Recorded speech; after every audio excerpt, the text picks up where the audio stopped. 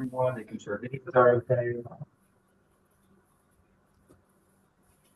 Alrighty, so yeah, everyone just please make sure that you mute yourself for the entirety of the meeting, please.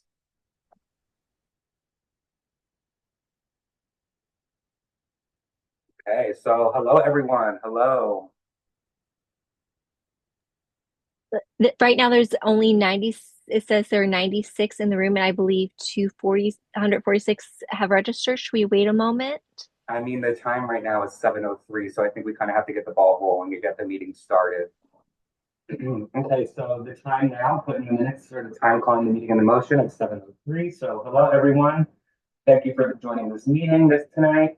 So this is going to be a specialized board meeting. It's not really one of our normal board meetings. It's not going to have an open public comment session. So we have an agenda that we're going to follow today that's really specialized and going to be focused on a few things. So it's going to be focused on the legislature, um, specifically in the educational K through 12 setting.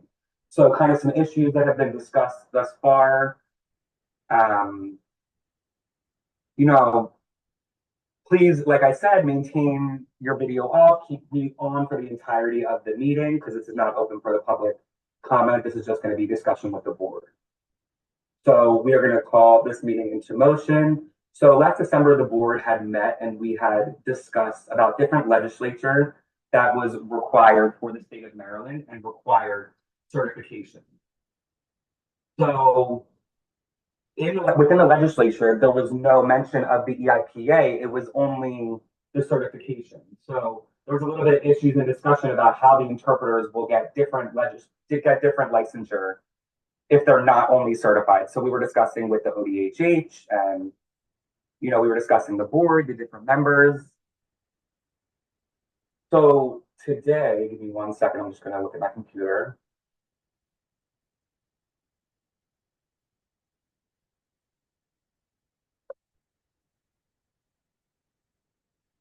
Sorry, my computer. I'm pulling my computer up. Give me 1 second.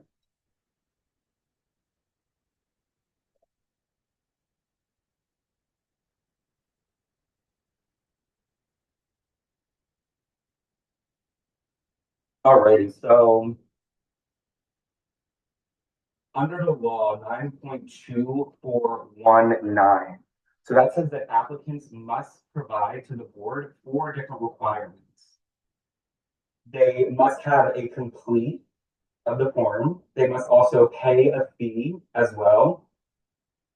They must have regional or provisional certification or another approval of certification that is approved by the board. And then they also must have quality assurance complete by the board as well. So that law really doesn't explain everything into depth or clear. It only really mentions certification. It doesn't mention other licensures that are possibly included. So that's kind of a flaw that we're trying to figure out, maybe how to get the EIPA within that licensure. So the board was kind of discussing, and we wanted to have the EIPA involved, but that's the certification test is really an assessment tool for skill. So my idea that we're kind of proposing these four components that are involved in a licensure. The first three we can get out. The first two we complete remove, and the third one we can amend, and hopefully amend it to allow the EIPA for the educational setting specifically. So I just kind of wanted to see what your all thoughts and comments were related to that. First, I wanted to provide a visual description. I am a white woman with long blonde hair wearing a black shirt and green glasses and small hoop earrings. So as we were discussing with Senator King, her chief of staff brought it to our attention because she knows we have initiated the discussions about how we can make sure the EIPA is recognized as a valid credential as part of the licensure process. But as we were discussing the technical changes to the board with the licensure law, we can say and or the and could become the or, but if we say or, that means it's or out of one of the four criteria we already had. So I think we need to be clear on the verbiage. I do agree that we all want to see the EIPA as a recognized credential for our licensure. And I strongly agree that we do need to recognize the EIPA, and it is a valid assessment tool that is used regionally and nationally. And it's specifically for the purpose of assessing educational interpreters, but it does put us in a difficult situation because it's not a certification. And of course, the EIPA does look good and it's a fantastic assessment tool, but there's not a certifying body. It's not overseen by RID. It's not nationwide, and it's not recognized nationwide. So I think we need to monitor the requirements, and there's several issues that we do need to keep in mind as we consider the EIPA and other criteria. But as you said, Jacob, we do need to do something specific with the language and the verbiage, because right now we do have the 4 criteria where it says and, but where it comes to number 3 or 4, as far as a national or regionally recognized credential, the EIPA is for educational settings only. So we need to think about what language and verbiage we specifically want to use for that. I know in December during our board meeting, we discussed with the task force about the different criteria and what the language we could change or not change. And of course, we want to ensure that there are qualified interpreters, but what does qualified mean? For example, we discussed about different specialty language, and we're not discussing that on now. We are putting the specialty licensure discussion on hold for a later date for the board to make a decision. But that also means we need to consider what qualifications are and what the verbiage and language we want to use, because it will affect things going forward as well. But it is important for us to recognize that yes, it's important to recognize the IPA, but also we need to figure out what language we need to amend in the bill to ensure that it is. Right, and then this is going to be Richie, and exactly, I agree with Leslie. You know, I think it's a very complicated and convoluted situation right now because there are different requirements and there's a lot of moving parts within those requirements. You know, there's things that the legislature includes and things that it doesn't as well. So, you know, we want to best use our time to really make sure that this is kind of seamless.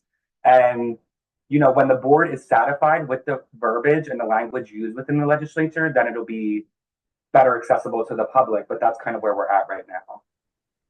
So do we have any more comments related to that? Sue or Paige?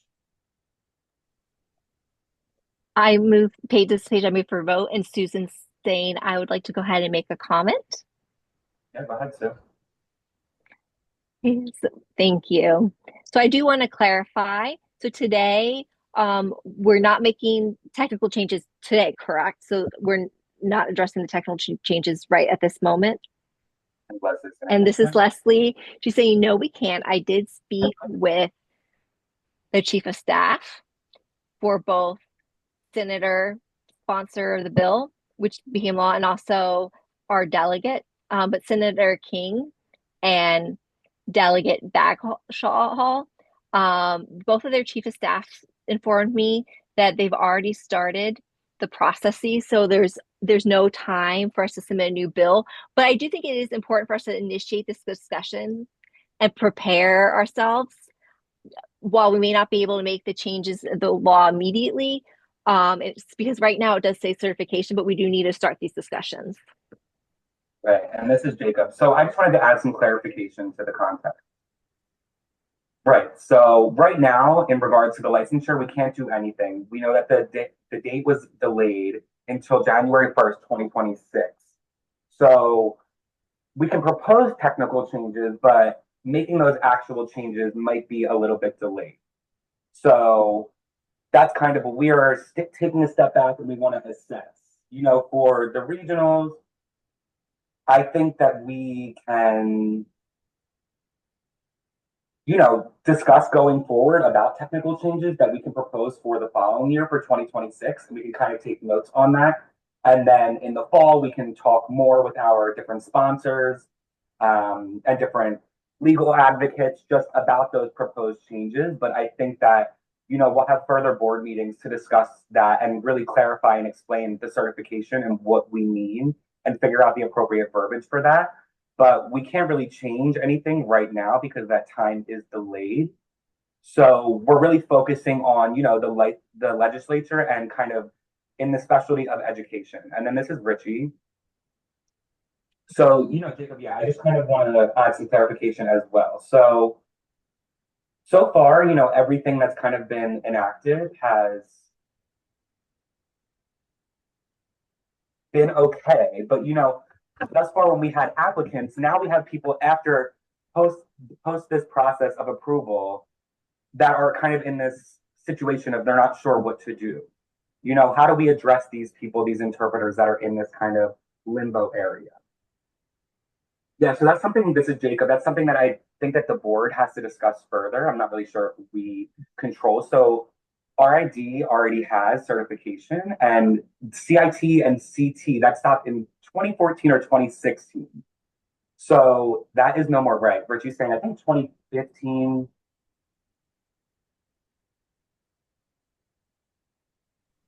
Right. I believe at the board meeting they discussed the suspending the K-12 credential in 2015. Okay, so right, so we had already discussed that, and we don't have that anymore. That's not part of the certification or the criteria that we have. So that means that we kind of have to control what's in our means right now, what we're able to control now. Okay, so and Rich is saying, I just want to check with the NAIE, and kind of see maybe what their plan is. Maybe we can check in with them and see what they're kind of thinking of doing. Oh, absolutely. So Jacob did have a conversation with the COO, Star Greaser at our idea, because we did ask about what we were doing about the EIPA, because about whether or not RID would continue to recognize that K-12 credential. So as an ongoing certification that they oversee, they do have the same requirements as the certified interpreters to maintain ongoing professional development. We did ask if RID was considering to offer it again. And the reason they're not is because NAIE, the National Association of Interpreters in Education, they're in the process of developing their own test. So as far as the roadmap goes and when that will happen, we're not sure. But as far as we know, RID has no intention of offering the K-12 certification again. They do recognize their standard practice papers for educational interpreters, and we do just have to wait and see what NAIE has in store. Right. And this is Jacob. I know we kind of feel like we're in a little bit of a conundrum. We're in a stuck place because we can't make these technical changes. So we are kind of at a halt. One way we can propose the EIPA is we can figure out language within the certification, or maybe, we can have discussion with the board, a meeting, just us, and we can research more and really assess and decide on how the board wants to set up this verbiage related to the EIPA that we can support and propose these technical changes for next year in 2026. So how does that sound for the board? Yeah, so I'm going to put that down for our notes, for our minutes for 2026, that we're going to propose technical changes and start to discuss them now. Anything else that we want to discuss for tonight? I also think, well, I was going to say it's important, but I think there's several different things at play. I know our agenda specifically is focused on educational interpreting, but I also think it's important to discuss. But we also have some discussions about what the certification, the credentialing is going to look like going forward for that verbiage and language. But I also think we need, do we need to wait for the regs to post? And then obviously, once because we have to have once we post them, we have to have 30 days for a public comment. So we have that timeline to consider for to gather feedback from the public to make any changes. And then we have to make those submissions ahead of time. So we need to be mindful of that time frame to ensure that we have that opportunity for the public conflict. So we probably want to, when we're talking about revisiting the discussions for 2026, we need to plan ahead and initiate discussions and think about what it is that is important for us to discuss, what's important for our children, for our deaf consumers to get before that January 1st, 2026 deadline, when licensure does go into effect, because we don't want to leave them in a tough position. So we want to ensure that everyone considers to have good qualified interpreting services. So I do think it's important that we consider this discussion throughout our board meetings on how we can best support the community and the deaf community and the interpreting communities as we go forward with the educational credentials. Okay, so this is Richie. Yeah, I just actually had a thought that it's a possibility maybe. So I think that we're supposed to follow something that is already set up for provisional certification. So for example, if an interpreter is not yet certified, but they do have provisional certification, I don't know the specifics for the provisional, but they also have an alternative pathway to be able to get certification. So I'm not sure if that provisional certification goes over into educational interpreting or what does the board have to, say about that? Well, for the provisional, their license, it does say they have to pass the knowledge and ethics test. So that is a potential option. So the educational interpreters could take the CASLI ethics and knowledge exam and pass that to work as education interpreters under the provisional license. But I suspect many of them, if they only have the EIPA, they've only been working with the EIPA, that may not be an option for them. Right. Exactly. So that's why it's kind of that no or verbiage. And then also for the provisional, what do we do with that?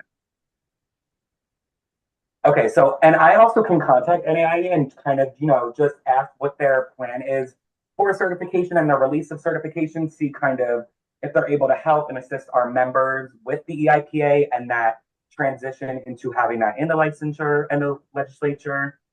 So Sue, did you have something you want to say? Yeah, so I think it is important to include the EIPA because the EIPA is specifically for K-12 interpreters and interpreted settings. It's specifically designed for interpreters who work with children and students, whereas the NIC is focused on adult consumers. So I do think it's an important assessment tool in those educational settings, and it has value. Children, working with children, it's big time, high stakes. For many students, interpreters may be the only language model they have and the only person they see at science. And it's crucial they have those qualified interpreters in the school systems. So to be able to use the IPA that assesses their skill as the credential, I do think it is crucial that we include the EIPA. And but I do understand where the difficulty lies with how the law is currently written. But the interpreters do require a different skill set to work in these settings. I mean, these children are our future leaders. We want to make sure that they have full access to their education. So if we really want to try to figure out a way to include the EIPA, and we've decided that the EIPA is important to include, I'll get off my soapbox now. Okay, Sue, I just have a follow-up question for you. I'm just curious. So for the EIPA in particular, does that have its own testing criteria or? So the EIPA does have a written exam, but it doesn't include ethics. It doesn't include knowledge of ethics, so to say, which is the verbiage that we have written into the law. There is the performance exam, but keep in mind the EIPA, you're not required to take both the performance and written exams. You can take either, both, either or order. And as of right now, the question lies for the provisional license is, does the EIPA written exam satisfy the ethical knowledge required for the provisional license, or does it not? So I think that because the law does have that verbiage about requiring that ethical knowledge for the written exam. So I think that's where there's some vagueness. And this is so I guess really that's the question, is does it satisfy the provisional license? So this is Leslie saying about the written exam for the EIPA. When we contacted the organization, it says that it's actually testing the English proficiency. It's not related to ethics. It's not related to ASL. It's not related to interpreting skills. It's related to English proficiency. Okay. And Sue's saying, so technically that exam then does not satisfy the provisional licensure requirements. Right? So, I mean, that's my interpretation. Yeah, so this is Jacob. I think this is a great discussion. I think also with the BEI, they have a written exam as well. And that BEI, is that included in the ethics? I'm asking the board. Do you all know with the BEI?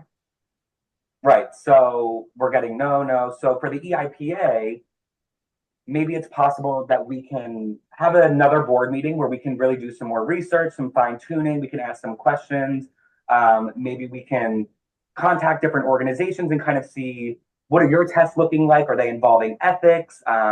See in Texas with the BEI. So I think we can do some research and then have a next board meeting in the future and discuss that. And then this is Richie. So I'm just thinking on the EIPA, on that criteria, I'm curious because I know there's a grading period for the EIPA, but is there a policy for if an interpreter is waiting for their assessment to get back and there is that kind of grace period, that waiting period, how does the policy go to that? And then Jacob saying, are you talking about with the amendments within 2026? So that's really going to depend when we kind of begin to finalize everything within the legislature. And then we might have to extend it more. I'm not really sure at this time. It's going to depend what the research is. And then Richie is saying, no, people who are certified up until that, I'm really talking about people who are now looking after the legislature. After we pass the legislature, within that period, what are these interpreters going to do? What is that going to look like for them?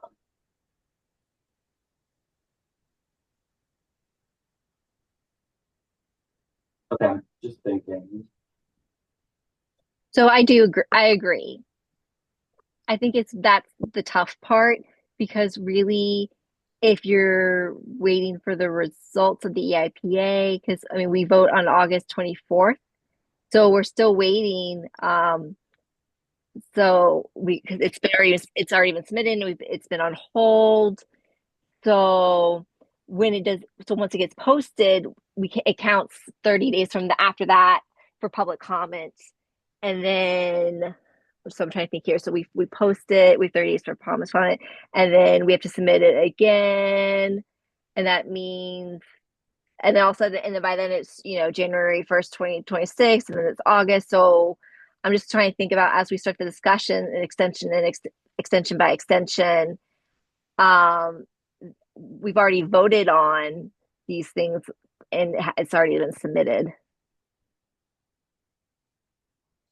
The only reason I say that is also because where the law says January 1st, 2026. So we already have that from the AAG, Ethan. They've already said that the law is suspended until the regs, all the regs, we've already passed all the regs, and then the law becomes effective. So we already have a built-in grace period already. So I worry about causing the community further confusion about when the licensure actually goes into effect, because then they don't know where to look. So that's just a thought I had. Hey, go ahead. You have a comment? And Paige, so do we know? Are we taking a vote tonight? Do we want to do some proposals for technical changes? I'm asking the board. What do you all think in regards to that? I think we could make a motion to investigate potential amendments to the law. But I don't think we should say technical changes until we have completed that research. And the legislative staff, the senator and delegates office have an opportunity um, to review the potential changes to Okay, the law. that's fine. Then I kind of want to go back to the point. So Sue was talking about ethics and ethics within the test and how the EIPA does not necessarily test in ethics. So I just wanted to add some clarification on that and explain. So the law, just pulling it up on my computer, give me 1 second. The law specifically states that the provisional licensure can be given to an applicant, but that applicant must have taken a national or regional recognized credentialed exam, and it must be approved also by the board. So if they satisfy all that requirements, So I'm curious if the EIPA is one of the requirements that is quote unquote satisfied by the board, would that then make an interpreter provisional if they were to pass the EIPA? Okay, this is Leslie. Could we do some sort of interim from 26 January 21st to July 1st, 26? So from January to July, to review the bill and then give the interpreters the opportunity. So those of them so that way they're not in a position where they don't have work. So that way we can figure out some sort of workaround in regards to this issue. Is that an option? Yeah, I mean, I'm open to comments or suggestions if any of the board members have that. So I would like to see and Ron, she was working and to work with Sue. She was working with us for that specific working group. So I'd like to see some more discussion specifically around the educational interpreting. So, for example, I mean, I've never taken the written exam. I've only taken the performance portion of the EIPA, so I have no idea what it looks like.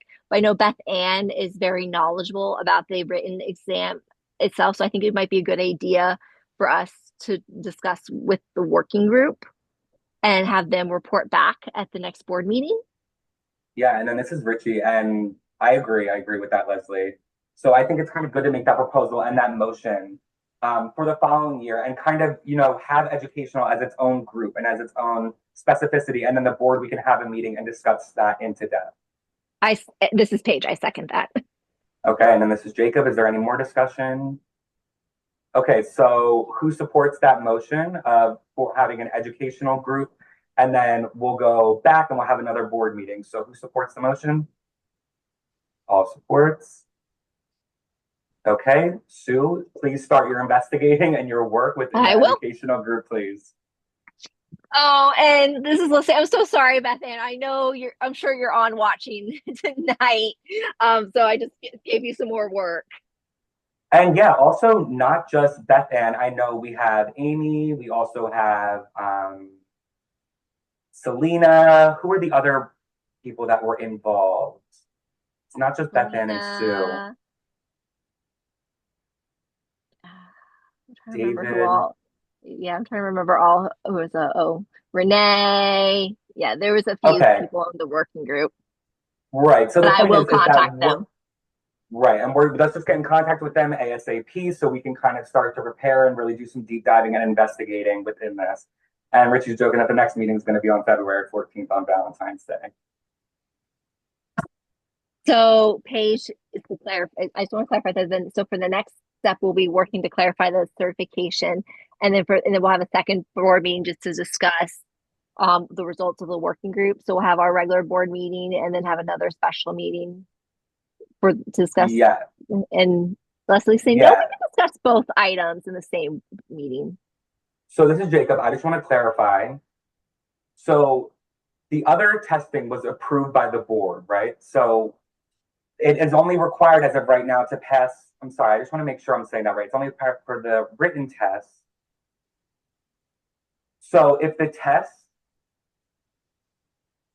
okay, so for the EIPA, sorry, this is the interpreter's mistake. It can be provisional with either the written test or the performance test. You do not need both for the EIPA. So, kind of get in contact with the people that you need to get in contact with and figure out the best approach for your work group, but focus on the EIPA and what requirements we can put in place for them. Yeah, and Richard said, I think that work group is perfect. I think that's a skilled group, and I think that they'll be able to really, do some deep diving and investigating. So I'm looking forward to seeing what they figure out and find out. Well, not necessarily for discussion, but I would maybe like to ask if we could add in one more request for Sue. So I'm wondering if one of the points we can investigate is also, and maybe also this is a question for Ethan, for the F-24-25, so the fiscal year 24-25 was the A1 about taking and passing a nationally or regionally recognized knowledge and ethics exam or other assessment that the board's approved. Could the EIPA performance count? And Jacob is saying yes. Jacob, yes. Of the written exam. So could we say that the EIPA performance Okay, so this is Oh, so Jacob. or maybe we need to ask Ethan. I'm Yeah, sorry, we I can ask misunderstood. Ethan and AAG. So AAG said, that the board can approve what the board ultimately has the decision to make the approval of whether it's going to be the written or it'll be the performance. That's ultimately up to the board. So if there is no more discussion any further, I think that we'll close and adjourn the meeting. So the time right now is 7:33. It was great to see you all. I hope to see you soon. Sue, I will be in contact with you, and have a good night. Thank you, everyone. Thank you. Bye bye, Have a good everyone. evening.